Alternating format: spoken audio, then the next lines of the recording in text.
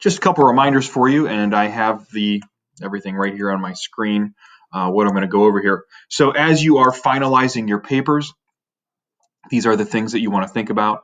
At this point in the video, if you're watching this video, you should be totally done with your paper.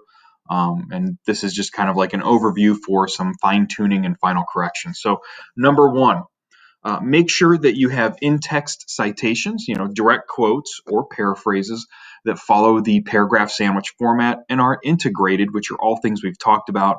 And if you're not sure what any of that means, I would take a look at the hyperdoc because there are sections on the hyperdoc that explain all of that. And again, it's stuff we've gone over when we were still in class. Make sure that anytime you have a direct quote or a paraphrase, anytime that there is a citation in parentheses after it, whether it be the author's last name or a shortened version of the title if you do not have the author's name, and a page number. If you do not have a page number, you don't have to put anything. We don't do paragraph numbers anymore, and that's been for the whole year. In fact, that goes back for like 2 years. But anyways, make sure you have a citation. Now, for every citation that you have in your paper, there should be an entry in your works cited page. In fact, you should have a works cited page. It should be, and I keep saying should, it must be there. It has to be there. If you don't have a works cited page, your paper is a 0, okay? You have to have a works cited page. It must be the last page of your paper. It must not be in a separate document, ever. It never is in a separate document.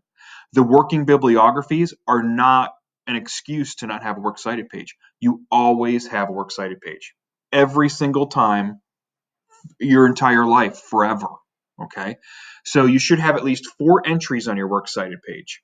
The book is one of them, right? Let me get my thumb over here. And the other 3 are your secondary articles, whether they are ones that you found, potentially a YouTube video, or just the ones that I already provided. So you should have a total of 4 entries there, and each one of those entries should match the citation in your, in text in the paper itself. And these, again, are all things that we've gone over.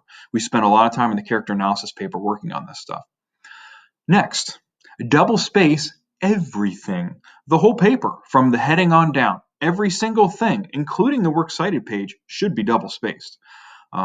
There is nothing that shouldn't be double spaced.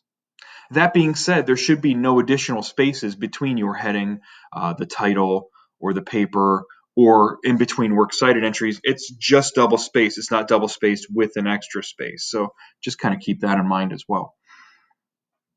There also should not be spaces in between your paragraphs. Your paragraphs should be indented. Okay, we don't ever,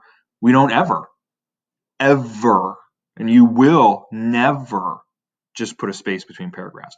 They're always indented. Now, all of these things are MLA format. So for MLA format, you always do this, okay? 12-point font, the whole thing, 12-point font. Absolutely nothing should be bolded or underlined. Not a single thing. There's nothing that should be bolded. I would say there's nothing that should be underlined either. It's possible you have something underlined, but it's really unlikely. If you have something bolded, it's wrong. I'll tell you that right now. Okay, so nothing bolded. Your font size should be Arial or Times New Roman. Okay, one or the other. Not Roboto, not Calibri. I like those fonts, but they're not MLA fonts, so we don't use them. Page number. The top right, you should insert, like from your toolbar, insert page number and have your page number, your last name, and page number in the top right-hand corner of your paper. Just make sure it's there. We've gone over how to do it. I've got instructions out there on how to do it as well. You should have a heading with your name, with, your name, the class, my name, the date. Okay, and make sure that your date is in MLA format. Your date is that funky date where it's like the day, it's not month, day, year, it's day, month, year. Okay. We covered works cited page. You should have a title. Your title shouldn't be literary criticism paper. Could it be? I mean, yeah, but that's super boring. Your title should be something thematically related to your paper. Okay, that's what your title should be. It should be, I guess the word fancy. It should be kind of fancy. It should be kind of like I read it and I'm like, that's a pretty fun title. That's what should happen.